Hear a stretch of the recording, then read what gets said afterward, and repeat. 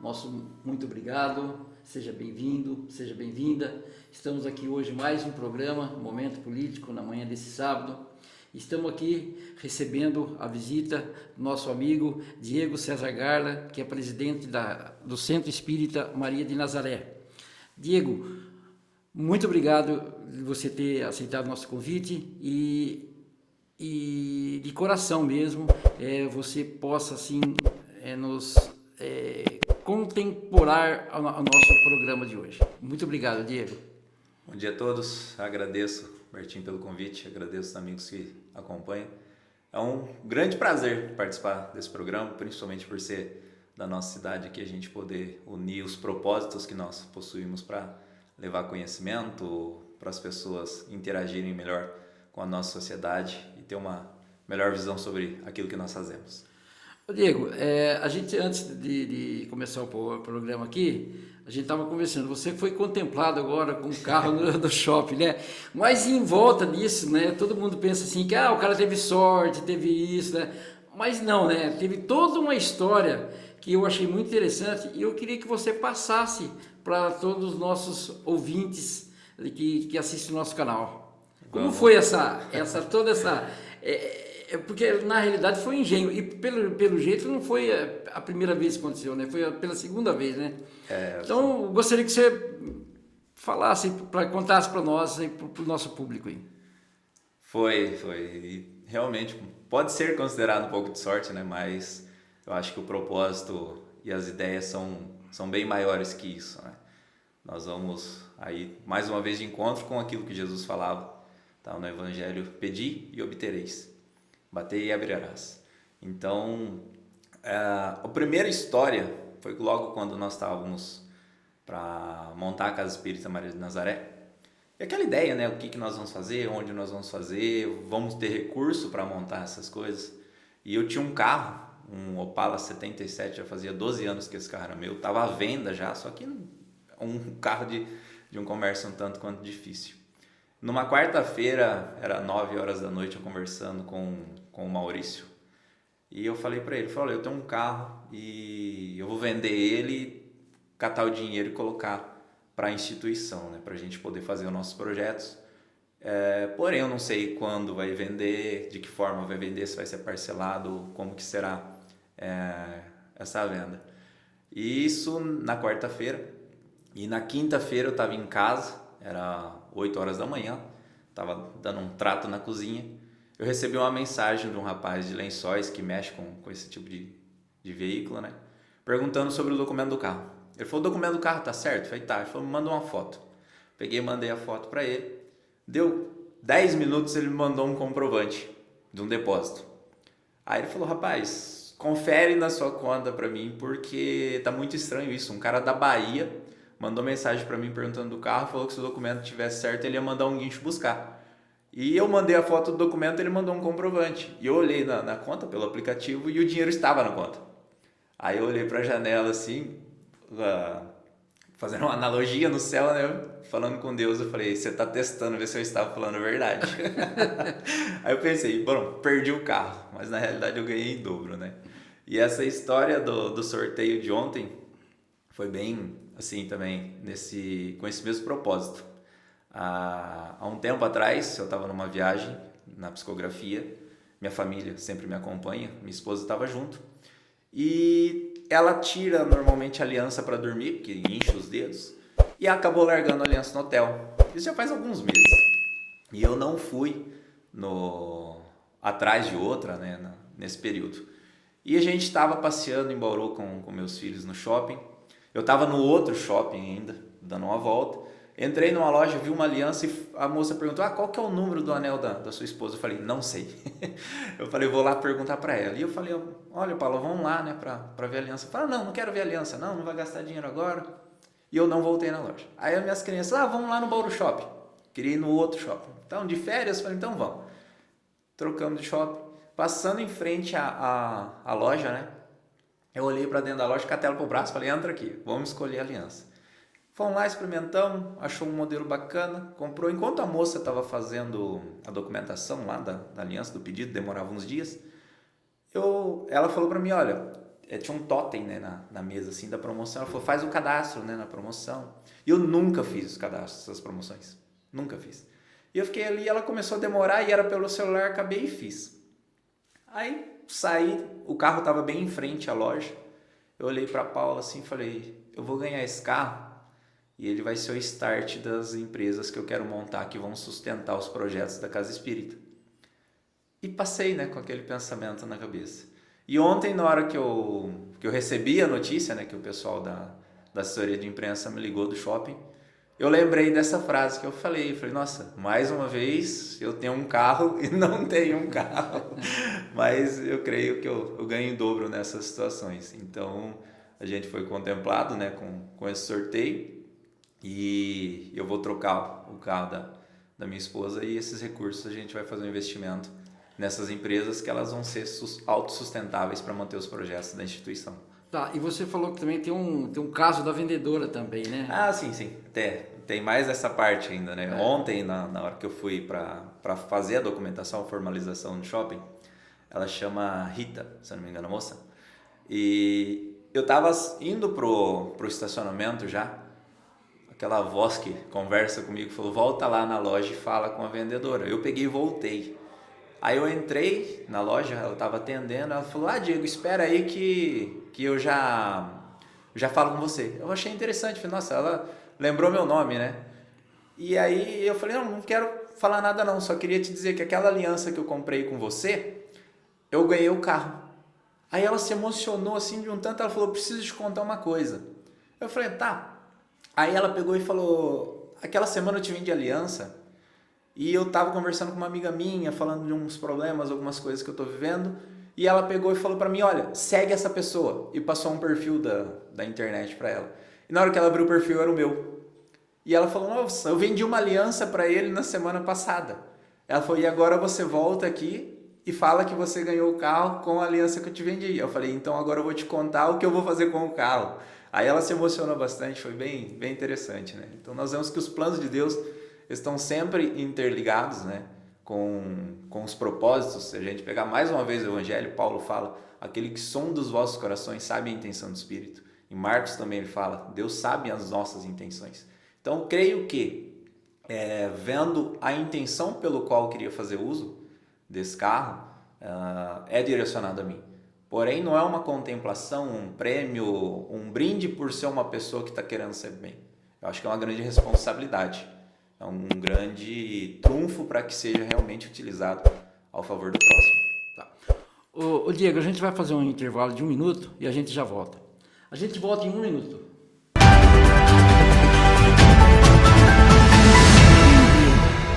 O nosso Momento Político é patrocinado por Carrijo Assessoria Contábil, Funerária Novo Mundo,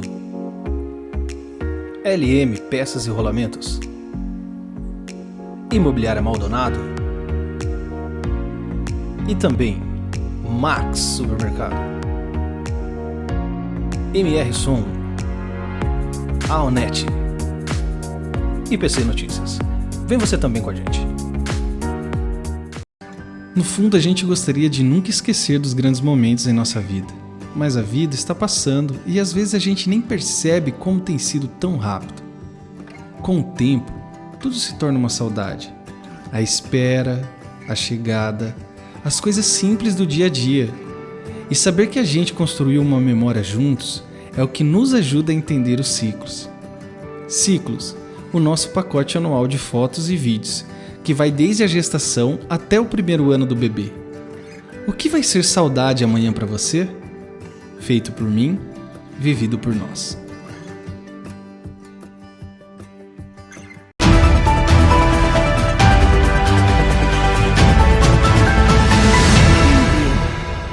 Estamos aqui no segundo bloco, conversando com o nosso amigo Diego Garla, mais conhecido, né? E é presidente da Casa Espírita, né? Maria de Nazaré. Ô Diego, eu queria que você contasse o que a Casa Espírita hoje está fazendo, o trabalho que é desenvolvido lá, como que as pessoas podem ter acesso a esta casa. Bom, a Casa Espírita, ela surgiu com um propósito que eu carrego comigo há anos, né? Eu nunca fui uma pessoa religiosa, nunca fui uma pessoa de religião, nem do próprio espiritismo, né? Mas eu sempre gostei desses fins sociais, de trabalhos envolvendo os propósitos que o espiritismo nos promove através da dita caridade. E quando nós começamos a trabalhar com um grupo de pessoas, junto também com a psicografia, começou a necessidade de nós termos um ambiente para isso. Um salão grande, que consiga confortar as pessoas, porque as sessões são bem longas. E aí surgiu a necessidade, né? Na verdade, não foi nem a ideia, da criação dessa casa. E essa casa ela veio, na realidade, através de sonhos que eu tive. Então, foram pontuações muito fortes da questão espiritual. E aí nós começamos a trabalhar com a casa e principalmente com esses fins sociais. Tá? Então, hoje, a Casa Espírita, eu não faço ideia assim, de números de projetos que nós temos lá dentro, mas nós temos como carro-chefe o nosso almoço. Nós servimos todos os domingos uma refeição. As pessoas acompanham até pela página, que não é simplesmente um almoço, não é simplesmente servir o alimento, porque Jesus não fazia isso. Ele servia o pão, mas também alimentava o espírito. Então a nossa ideia ali é acolher as pessoas de uma maneira diferente, de uma maneira fraterna, e oferecer, entregar a elas muito mais do que um prato de comida, uma refeição. É um momento realmente de afeto, um momento de um bom trato, um momento pelo qual elas se sintam acolhidas. E o ambiente vai proporcionar para elas algo a mais, que seria essa questão espiritual. Mas não é uma questão espiritual para converter as pessoas ao espiritismo, mas para sim alimentar realmente a vida delas com um propósito maior. Porque nós tratamos com pessoas ali, às vezes em condições de rua, pessoas com problemas com drogas, problemas com bebidas, problemas familiares, uma dificuldade bem grande. Então aquele momento ali promove a ela algo tão benéfico que ela vai buscar na própria igreja, na própria religião, encontrar soluções melhores para a própria vida. Esses tempos atrás, né, o Neto Lozano, que é o nosso chefe lá, ele prepara assim, pratos magníficos, vamos dizer assim, bem apresentáveis. Nós servimos um prato, aquela conchinha de arroz assim, com as coisas de volta. Nós colocamos na mesa de um senhor e falou: nossa, isso aqui é comida de rico. O prato tinha arroz, feijão, uma coxa de frango e batata doce. Então você vê que não era nada, era só a apresentação, a forma que ele é servido. Então a pessoa ela sente-se ali mais digna, né? De uma forma bem tratada, pelo qual isso acho que promove muito mais a ela, para a vida dela, do que o próprio almoço, a própria refeição. Nós temos um outro projeto que aí com as nossas meninas lá, a Lu e a Neuza, chama Pão Nosso.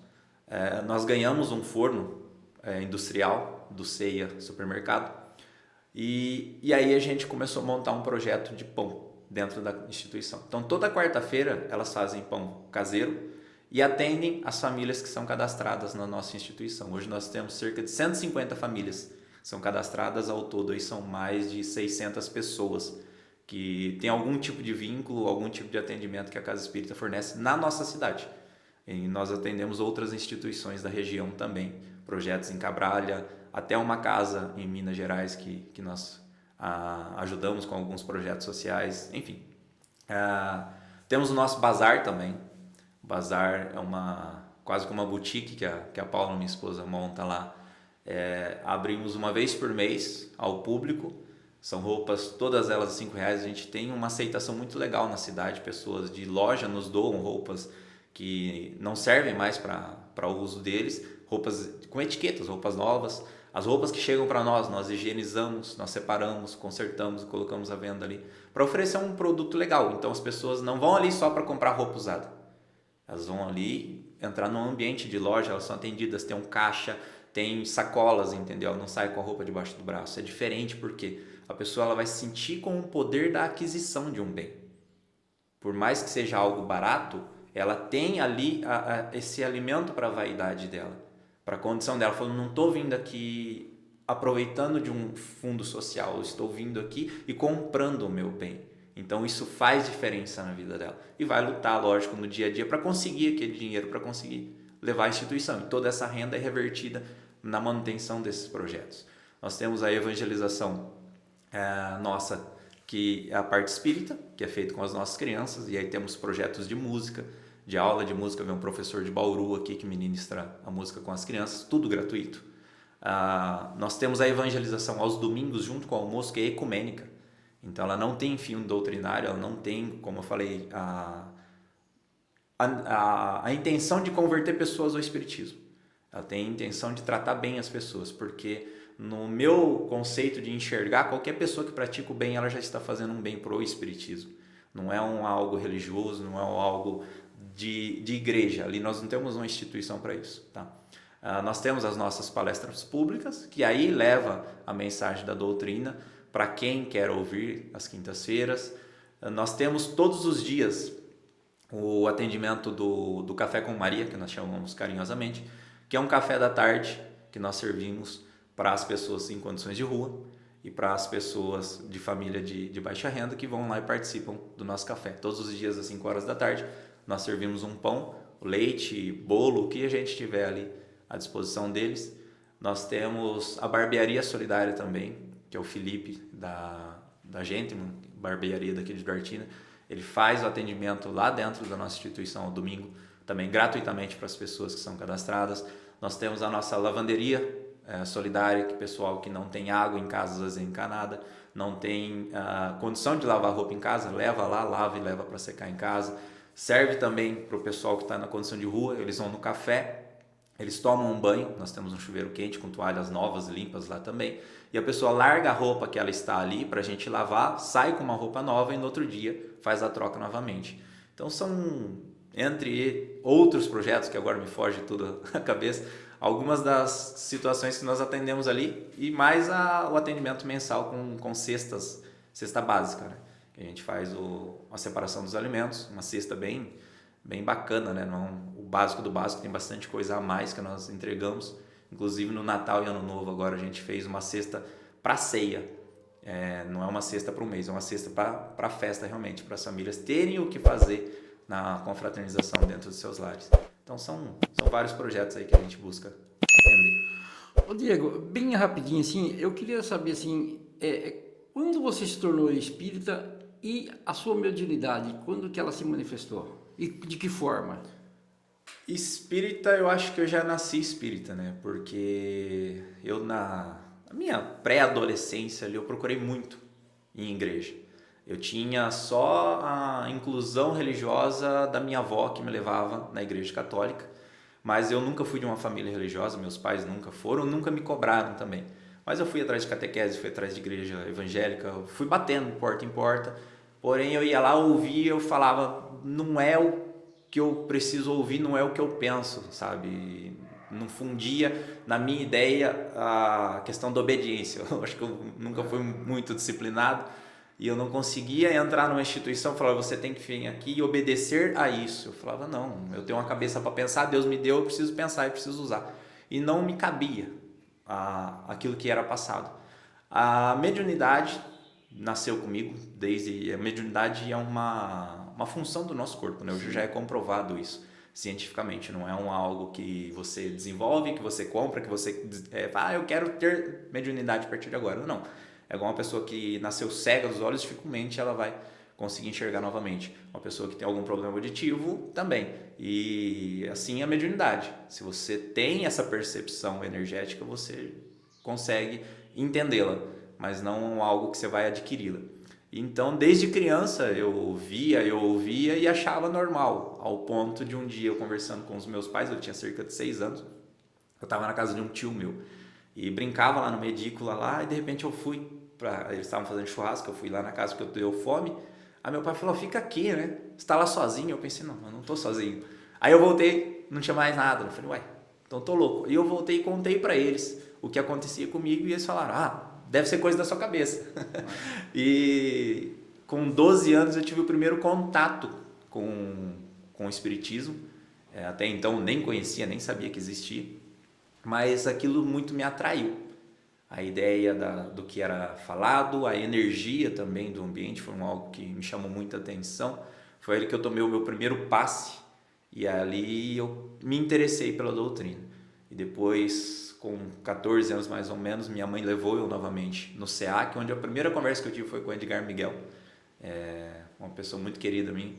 E ali comecei a me interessar, a estudar e a dar mais percepção para a questão mediúnica também. A gente vai dar mais um intervalo, Diego, a gente já volta em 1 minuto. 1 minuto e a gente já volta com esse papo maravilhoso que a gente está tendo com o nosso amigo Diego Garla.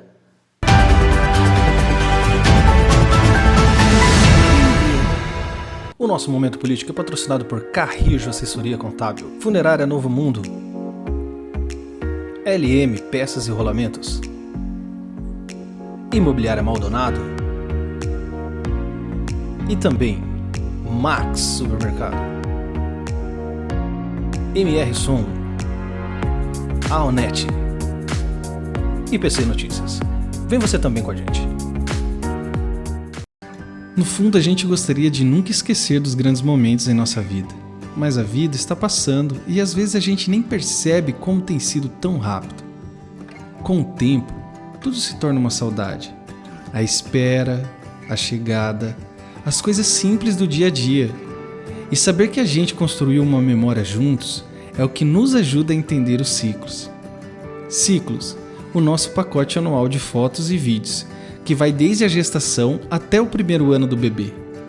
O que vai ser saudade amanhã para você? Feito por mim, vivido por nós.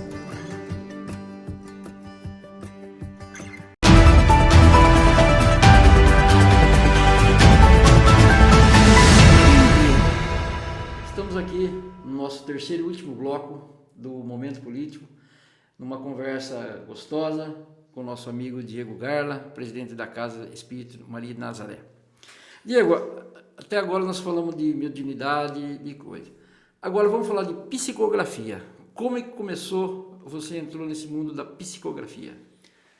Psicografia, antes eu não percebia talvez a influência espiritual, mas era nítida porque na minha adolescência eu escrevia muito poemas. E eu, particularmente, eu odeio poemas. Nunca gostei, tinha dificuldade de ler, não me interessava. Só que toda vez que eu ia escrever vinha frases, poemas, algumas coisas, e eu tinha umas notas minhas lá, né? E não percebi. Aí, aos 17 anos mais ou menos, foi quando eu comecei a frequentar a Casa Espírita aqui em Duartina. Na época era o Chico Xavier, um centro que o seu Moacir tinha aberto aqui na cidade. E ali eu tive os contatos mais intensivos com a parte mediúnica, e onde eu comecei a receber algumas mensagens e algumas cartas. Mas era um tanto quanto desorientado por eu não conhecer muito bem a faculdade. Seria como uma criança aprendendo a andar. Se ela for correr, ela vai cair, entendeu? Então ela tem uma certa dificuldade com o próprio corpo. Então, naquele momento, eu tinha ainda uma certa dificuldade, uma certa limitação com o meu próprio corpo, com a minha própria faculdade mediúnica.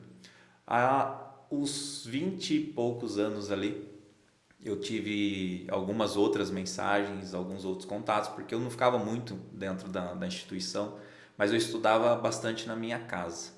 E depois dos 30 anos foi quando eu conheci o Newton Stuck. Foi tudo, como eu disse no começo, através de sonhos, né? Eu tive sonhos com a sessão que ia acontecer aqui em Duartina. Foi logo depois que o Kleber da Cris veio a sofrer um acidente e o Newton veio para cá. Então eu sonhei com toda aquela sessão, foi algo bem detalhado assim, e no dia da sessão aconteceu tudo aquilo. E o Dimas, mentor espiritual do Newton Stuck, através de uma mensagem ele me contou sobre o sonho, me convidando ao trabalho. E eu conversei com o Newton, ele falou da questão dessa faculdade, que a gente poderia desenvolvê-la melhor, né? Doutriná-la de certa forma, não seria muito desenvolvimento, para poder trabalhar. E daquele dia até a primeira sessão pública que eu fiz foram apenas 9 meses. Mas assim, 9 meses de um estudo e um trabalho intenso, né? E a partir daquele setembro de 2019, eu comecei a trabalhar com as sessões de forma pública. Mas a psicografia, a faculdade, ela sempre existiu, né? Ela sempre esteve comigo. Tá. E qual o momento que você pratica a psicografia? Normalmente é à noite, porque são os horários que eu tenho mais tranquilidade, né? Pessoal, meus filhos já foram dormir, é o horário que eu gosto de estudar. Ou às vezes nos intervalos meus do trabalho, né, no meu escritório, quando eu estou também com um pouco mais de espaço, com paz, são os momentos pelo qual eu trabalho. Isso a psicografia de forma literária, né, na recepção de livros. Agora, a psicografia das cartas, que são que chama mais atenção, né, porque é público, tem muitas pontualidades da pessoa que desencarnou, tem algumas com fatos da assinatura, por exemplo. O Kleber recebeu uma carta dele uma vez que a Cris reconheceu no cartório a assinatura dele.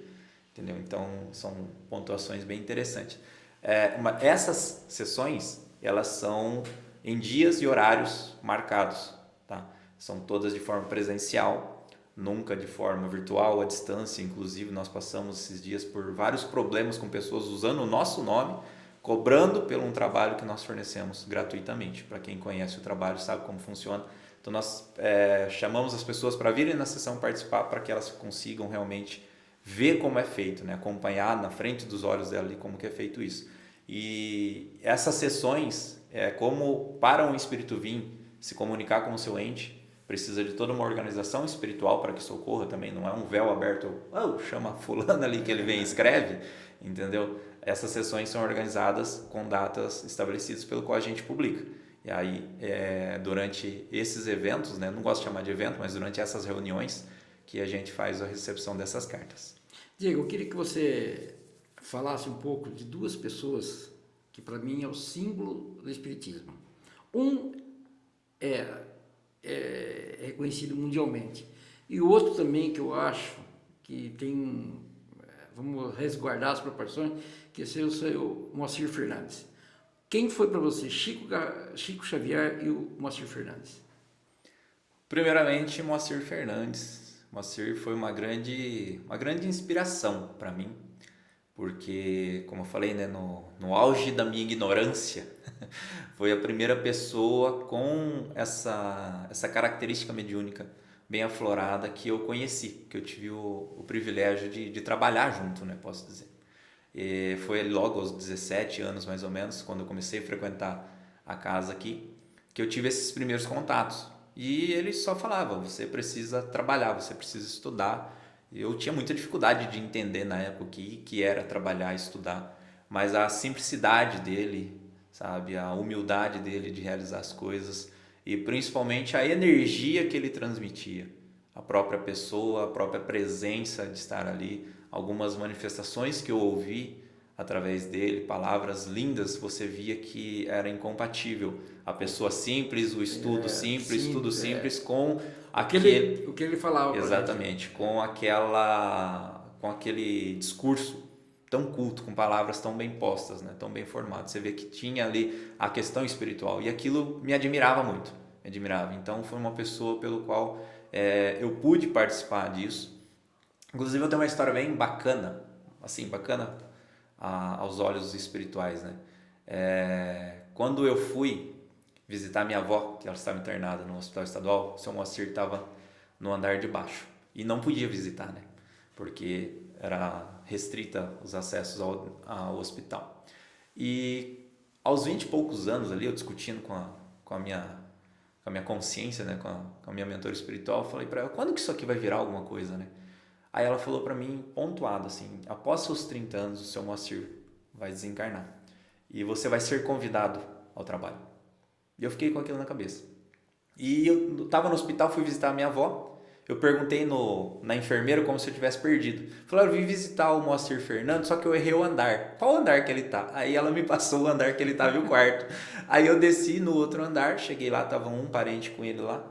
Eu peguei, entrei no quarto, ele estava bem sedado assim, sabe? Terminal realmente. E eu entrei com um pensamento, falei, nossa, ele sempre foi, a gente foi no hospital várias vezes, eu e ele, o Chico de Flora, outros amigos, visitar pessoas. Eu falei, a gente sempre foi visitar, eu falei, então eu vou visitar ele hoje. E fui com uma prepotência danada, falei, vou fazer um passe nele. E na hora que eu cheguei do lado da cama, assim, ele estava sem óculos, né? Tu não sabe, o grau que ele tinha de miopia era bem forte. Eu encostei do lado da cama e ele estava sem se mexer, apagado, assim. E eu peguei e comecei a querer rezar para ele. No que eu comecei a querer rezar para ele, ele levantou a mão, assim, colocou a mão de frente com o meu rosto. Segurou durante um tempo. Aquilo eu só olhava a mão dele, eu sentia um algo tão forte. E de repente ele abaixou a mão e fez aquele gesto que ele sempre fazia depois do passe. e cruzou os braços de novo. Aquilo eu quase que saí correndo de dentro do hospital para poder chorar, porque foi muito emocionante, foi muito forte. Eu pensei, nossa, eu vim rezar por ele e ainda recebi um passe dele. Então, aquilo foi muito marcante. Aí no dia seguinte eu voltei no hospital, fiz a mesma coisa, só que eu já sabia o quarto que ele estava, eu peguei e fui. A hora que eu fui descer do elevador, a Clara falou, vai embora. Eu achei estranho e não fui no quarto e desci. Aí eu estava saindo da portaria do hospital e recebi uma mensagem da Edina dizendo que o seu Moacir tinha acabado de desencarnar. Falei, então se eu fosse no quarto eu já daria de frente com outra cena, né? E não com ele. E foi muito marcante essa situação para mim. Então ele tem uma influência muito grande nessa questão mediúnica, nessa questão de pessoa realmente para mim.